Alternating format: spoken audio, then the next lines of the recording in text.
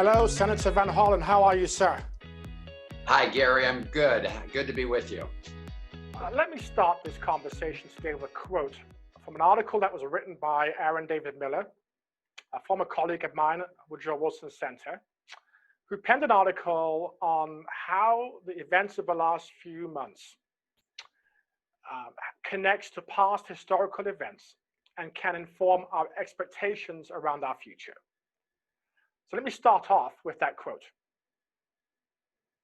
Quote, looking at the events in the past several months, one is tempted to recall Dr. Martin Luther King's notion of the fierce urgency of now, a phrase intended to convey his impatience and frustration with the caution of the liberal establishment on what would soon become the historic 1964 Civil Rights Act. Indeed, rarely in American history has there seemed to be a moment filled with more urgency and promise of change. That urgency has given even more intensity by a trifecta of crises affecting the nation and with an eerie echo of past events that have carried profound consequences for this nation. And it goes without saying, these crises have disproportionately brought grievous consequences to communities of color. Senator, the trifecta that Miller is referring to is COVID-19, the planet's most devastating pandemic since 1916 through 18 Spanish flu. The economic collapse of a magnitude not seen since the 1926 Great Depression. And Black Lives Matter, the most significant civil rights movement since the 1960s, all occurring simultaneously. Senator, what's your immediate reaction to that statement? Well, Gary, first, let me just say thank you for bringing us together in this forum. Thank you for all you've done throughout your different careers to fight for social justice. And thank you for what you're doing now at the Center for Workforce Inclusion. I do want to recognize some of the people who I understand may be on the call who I've worked with on social justice issues here in Maryland, including Reverend Dr. Stephen Tucker of the National Capital Convention of DC, Baptist Convention, and Bishop Walter Thomas, who's the senior pastor at New Psalmist Baptist Church of Baltimore, and a number of others. I know you have a big group here. And I agree with the quote you just cited from Aaron David Miller. I think that trifecta of issues has brought us to a moment of reckoning in the United States of America. So let me just start with COVID-19, which has had devastating consequences, but they've been made much worse because of the neglect we've seen from this administration, failure to follow advice from healthcare and public health experts in the United States. And as a result, we've seen more people die than had to, and more people out of work than would have been otherwise. So at this point, we've got to make sure we tackle this issue. And as you point out, it has brought with it deep exposure of disparities, healthcare disparities. This disease has disproportionately hit communities of color, and the economic fallout has been borne disproportionately by communities of color. And I know we will address those issues as we continue this conversation. The HEROES Act was passed by the House of Representatives more than 5 months ago. And we can, if people are interested, go through the different elements. But let me just say, it's a comprehensive response to both the healthcare challenges from the pandemic and the economic fallout that's being experienced. And sadly, that has not come up for a vote in the United States Senate. The House passed a round 2 of it, which also would be a major step forward, but that has not yet come to a vote. On the issue of Black Lives Matter and the reckoning we've seen as a result of the police killings around the country and injustices we've seen, that also needs to be tackled. And as you point out, this is a moment where we've seen activity, peaceful protests, people demanding change, and we need to bring that change into the United States Senate and House and White House. This is another area where the House passed the George Floyd Justice and Policing Act. That's an urgent matter, in my view, and we need to pass it, but that's not enough. I've also introduced, along with Congresswoman Karen Bass, who's the head of the Congressional Black Caucus, Yes. a bill called the Community-Based Response Act. And this gets at the other part. The Justice and Policing Act will bring more accountability to our police, but I believe we need to restructure how we respond to so many of these emergency situations. And we just saw this terrible killing in Philadelphia just the other day. We've seen so many cases where we really need not a police and law enforcement response, but a response that addresses mental health crises, housing crises, substance abuse crises. And so our legislation would use federal dollars to encourage state and local governments to move in a direction to develop alternative responses where that's more appropriate.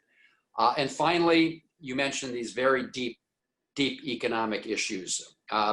And the pandemic has laid bare, again, these inequities in our economy. We need to address this urgently, not just to help those who are hurting economically because of this crisis. The HEROES Act would do a lot of that. But we need to take bold action as a country to begin to develop an economy that does truly work for everybody. And that means jobs available, living wages, ability to build wealth and close the wealth gap, and have things like affordable housing and childcare to support our workers and families. So these are the three urgent issues of our day. I do think we're at a moment of reckoning, and I think the elections will determine what path we take. Thank you, Senator. You've offered a lot there in your opening statement. I want to drill down a little bit by starting off with COVID-19 and the vulnerability that it has created across our nation, but in particular within Black and Brown communities, and in particular with respect to our aging population. As you know, in Maryland, African Americans make up 30% of our state population, but we are also 34% of the COVID-19 cases. We're also 40% of the deaths that have occurred because of COVID-19. So there is an obvious disparity there in affection and fatalities specific to a singular community. What is your response to that? Well, my response is, number one, we need to close these gaps, and that's going to be a question of addressing a whole range of things that makes communities of color and the Black community more vulnerable in the first place. And in the immediate term, that means making sure that we channel the resources where they're most needed. I will say that early in this pandemic, I organized a letter from the Maryland congressional delegation to Governor Hogan, urging the state to collect the data and break it down based on race and ethnicity and zip code. And I'm glad they did it, because that's why we now have those numbers available to us. But the reason for gathering that data is not just to have it available. It should inform our response.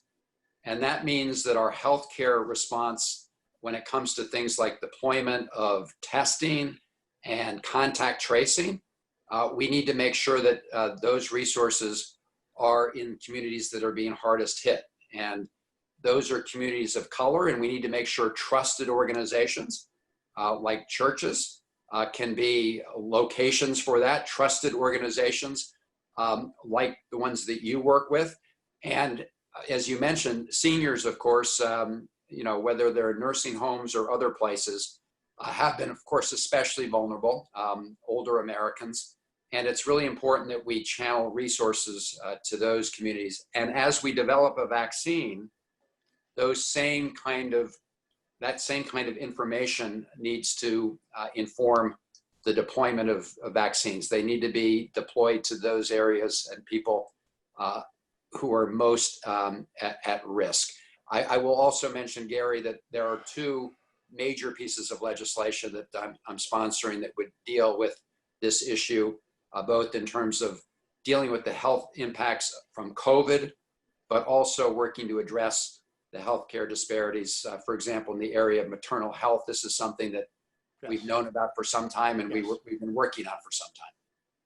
But Senator, you've offered suggestions and recommendations that involves trying to fix our existing healthcare system. You've offered some policy recommendations that you have led to try and address the lessons of the past. Now, last week, I conducted an interview with Baroness Camilla Cavendish, who works for Boris Johnson, on reforms to the National Health Service in the UK. And I posed a question to her.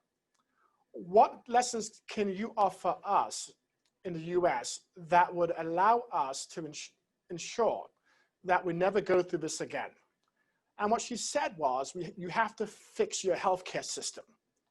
Because what happened in the UK, she said, was that we have a national system that provided universal access to the extent that nobody felt at any given time that they could not be tested and or they could not be treated.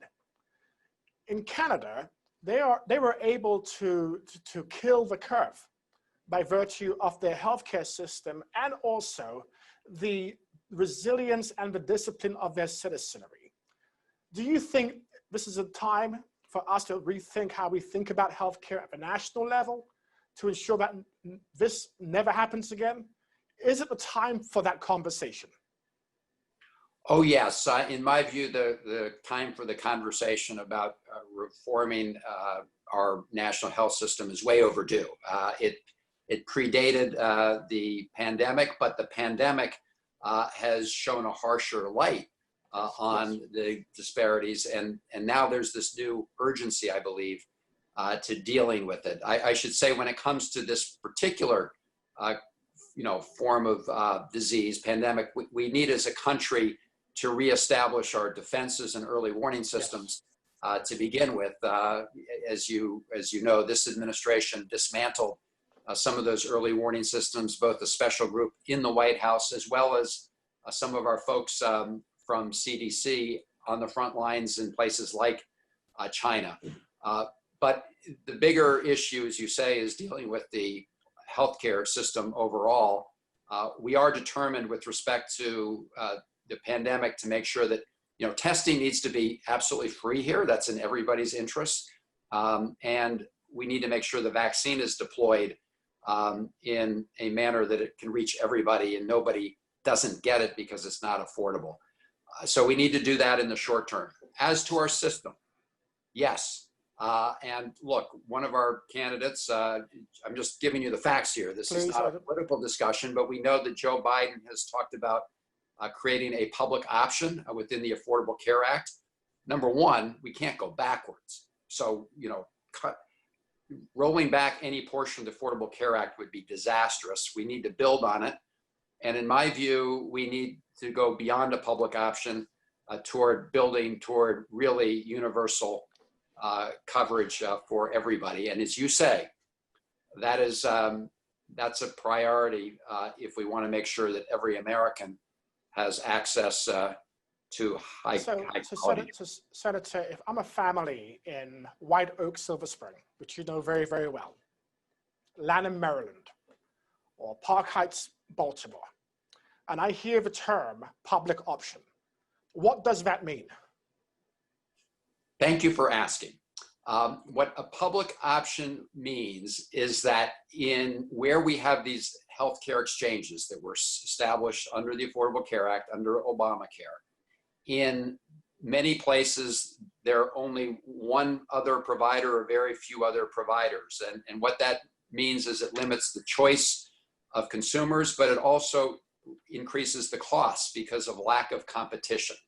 Yes. So what we would do is ensure that in these different healthcare exchanges, we have a Medicare-like option. It would be a government healthcare plan, and it would be there as an alternative to the private insurance plans, and it would create more competition and more choice. And so you don't have to take my word for it. The Nonpartisan Congressional Budget Office has said that will both save taxpayers money, but also consumers money by driving down the costs in the system. And we need to make sure that we drive down the cost of co-pays and co-insurance, because in addition to premiums, it's those out-of-pocket costs that are really hitting people hard. And so having a public option will allow people to have full coverage of benefits at a lower price.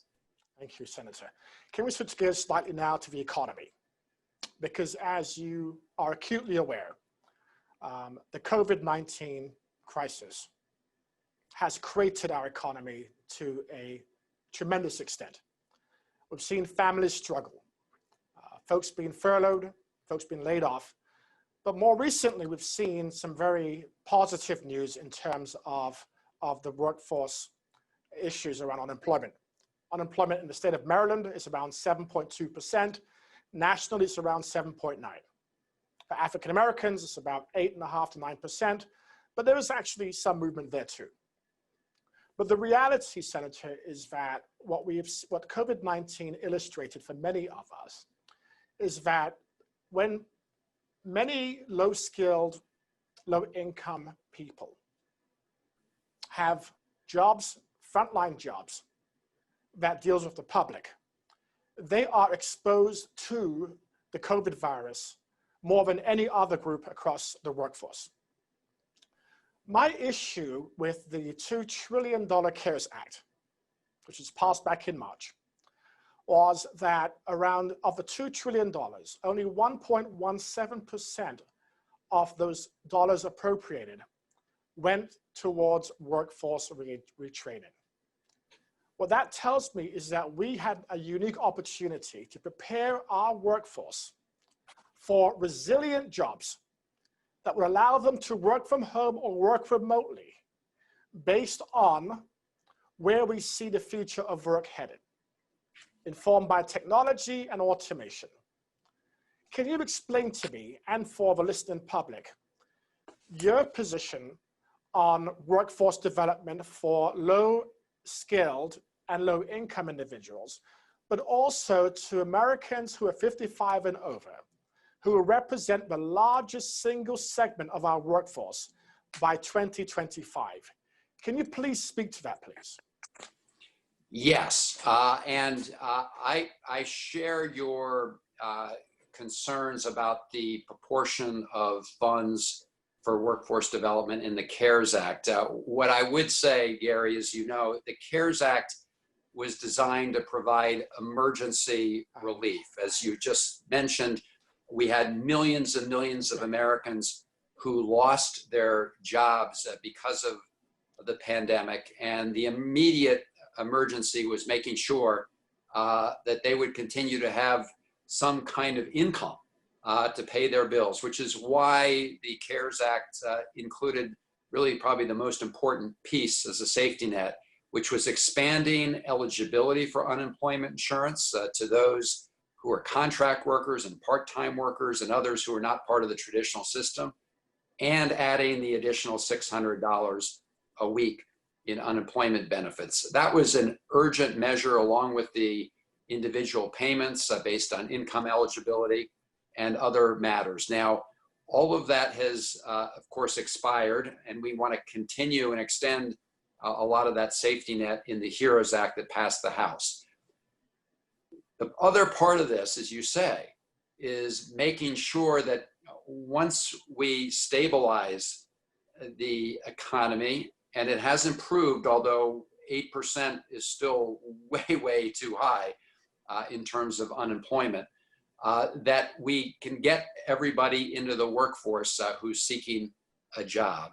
And that means this next round of help, in my view, has to focus not only on simply keeping our head above water for people who are out of work and need income replacement, but we need to get people back into the workforce, including, frankly, lots of Americans who were long-term unemployed even before the pandemic hit. That requires two things. One is workforce training. And as you mentioned, seniors are a very important part of this Yes. equation. I mean, that's what you work on. You know this. We have seniors who are much more active for a lot longer in their lives because of greater longevity. And we need to make sure that there are opportunities there. And I look forward to working with you on that. I will say that the HEROES Act 2 does substantially increase funds available for workforce training overall, as well as workforce training directed towards older Americans. And so let's look forward to working with you. Since we were unable to pass HEROES before the election, we'll work together on this as we move into the coming weeks. Well, I'm pushing here, Senator, because what we have seen is, as you know, in our state, Baltimore was once one of America's great cities.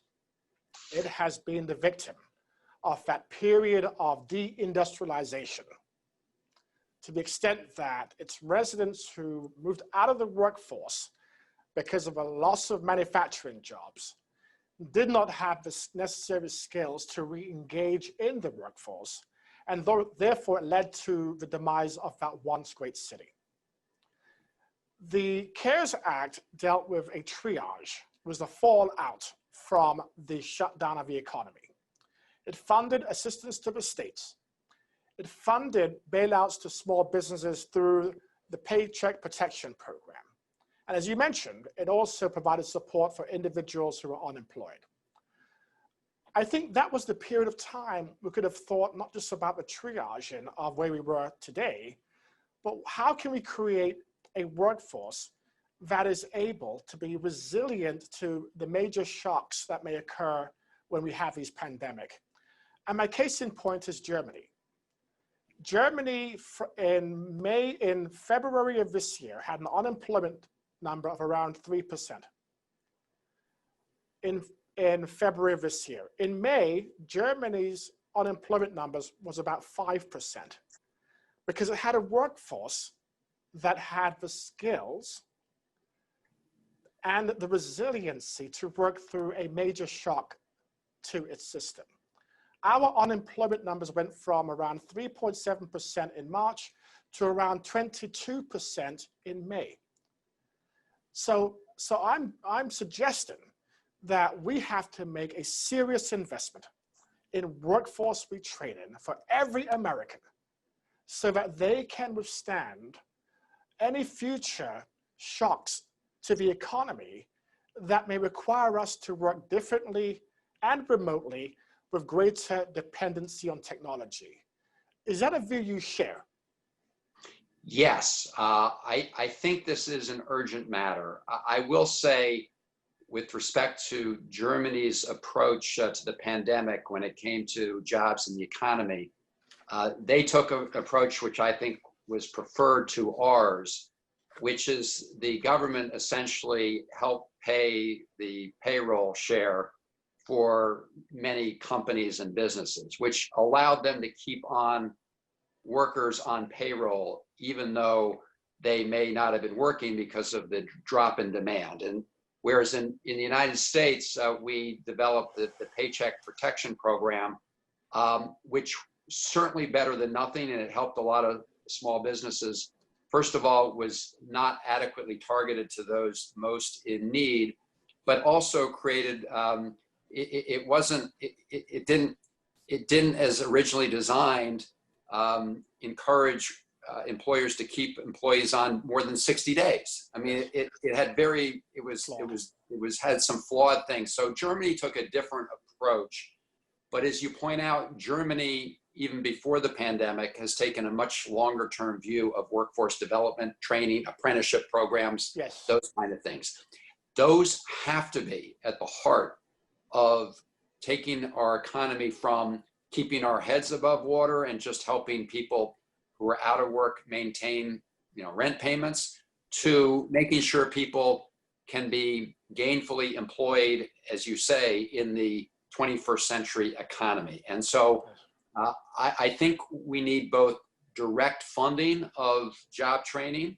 We also need to give more businesses tax incentives for qualified apprenticeship programs. We need to make sure that our seniors have these opportunities. And finally, Gary, I will say, in addition to inputs on the workforce training side, we also have to provide incentives on the hiring and employer side. Yes. And I've introduced a bill again before the pandemic to deal with long-term unemployment, which I think is going to be, unfortunately, a chronic problem now because the economy is taking such a hard hit. And what that does is it provides for up to 2 years of subsidized employment for entities. They can be businesses, they can be agencies like yours, they can be nonprofits that hire people who are long-term unemployed, who've been trying to find work but can't find it through no fault of their own. And it would provide essentially subsidized employment and training dollars for those individuals, because we need both the push from job training and the skills building, but we also need the pull. We need the market to be reaching out to hire these individuals. Senator, I appreciate that, but I have another question for you, which is very, very important for this audience. Black Lives Matter. George Floyd, Breonna Taylor, Sam DuBose, Philando Castile, Alton Sterling, Walter Scott, Tamir Rice, Michael Brown, Eric Garner, and Freddie Gray. I could have added more names, and I'm sure there will be more to come.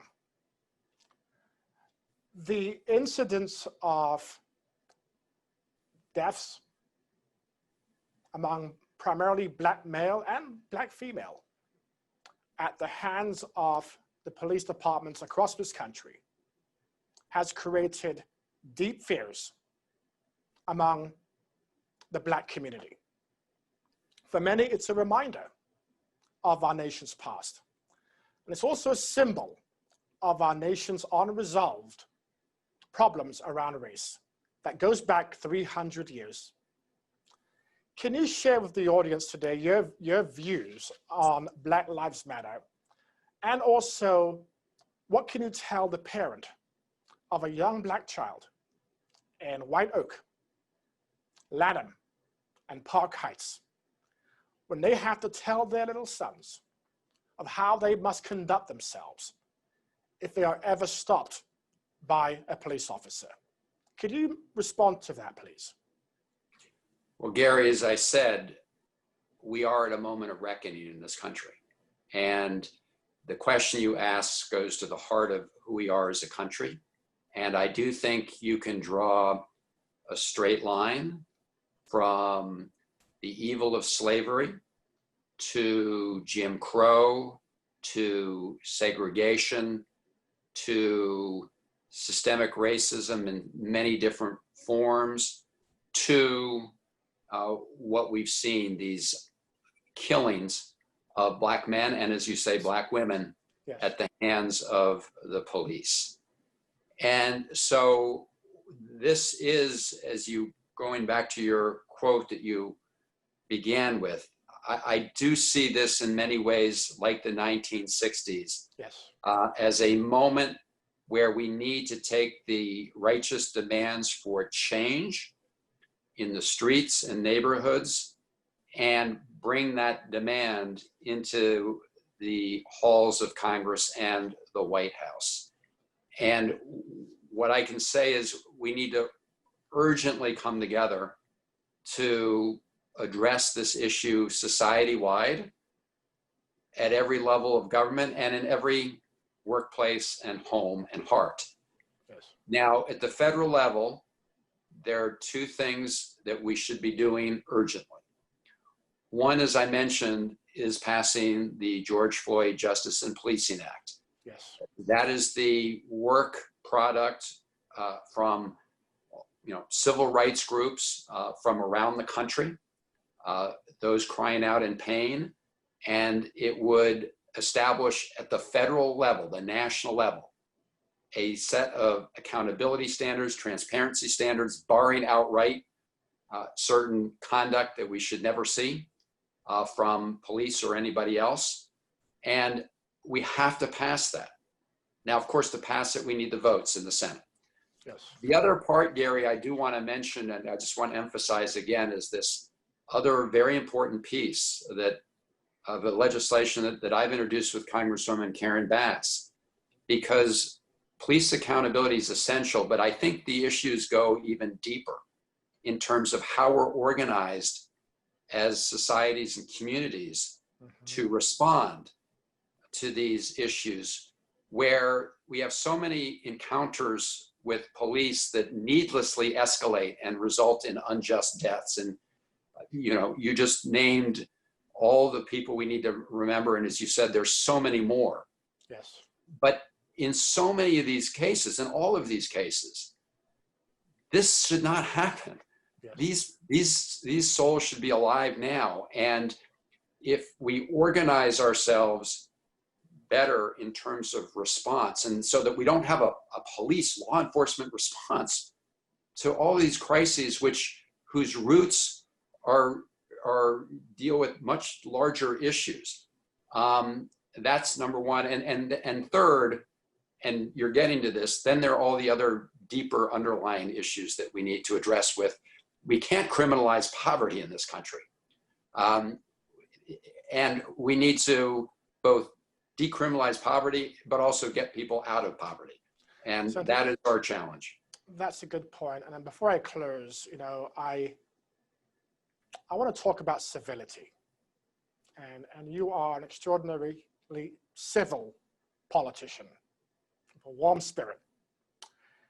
And as we think about civility, I think about the last 4 years. I think about the divisions we've seen in families, the divisions we've seen in communities, and the splintering of society, all of which has occurred over the last 4 years or more. But then I'm also optimistic. And my optimism is rooted in seeing these amazing young people come together over the last few months around this Black Lives Matter movement. Because their optimism, their drive, their determination, their hopeful spirit provides an example to all of us that we can all find and recapture our best selves. That gives me hope. Senator, in closing this segment of the interview, what gives you hope? Well, Gary, I have the same sense of optimism. And the optimism you and I share was also shared by our good friend, somebody I worked with so closely over the years, the dearly departed John Lewis, Congressman John Lewis, who, as we know, put his life on the line in this struggle and for the right to vote. But when he saw young people in the streets and the power of the Black Lives Matter movement to bring people from all races and all generations behind that movement, he had an optimism, and I have that optimism too. And my view is American history, when we have moved forward, and over that long trajectory, we of course have made progress. It's also a stark reality, as we're talking about today. We have a long way to go, but where we've made progress, there were two ingredients. One was active protest movements demanding change, like we see today. Yes. The other was legislators and others who are willing to translate that demand for change into changes in structure and law that provides more equal opportunity, equal justice. But that is what's on the ballot on Tuesday. Yes. That is what is on the ballot on Tuesday. And I think that we need to move forward on these matters urgently. And while you're right, we need Joe Biden, for example, has talked about restoring and repairing the soul of America and bringing people together. And we do need to bring the country together, but we need to make sure that we don't it's important that we come together, but we also have to move forward. Yes. We cannot allow compromise to result in stalemate. We need to be moving forward on these issues, and I am optimistic the country will take that path too.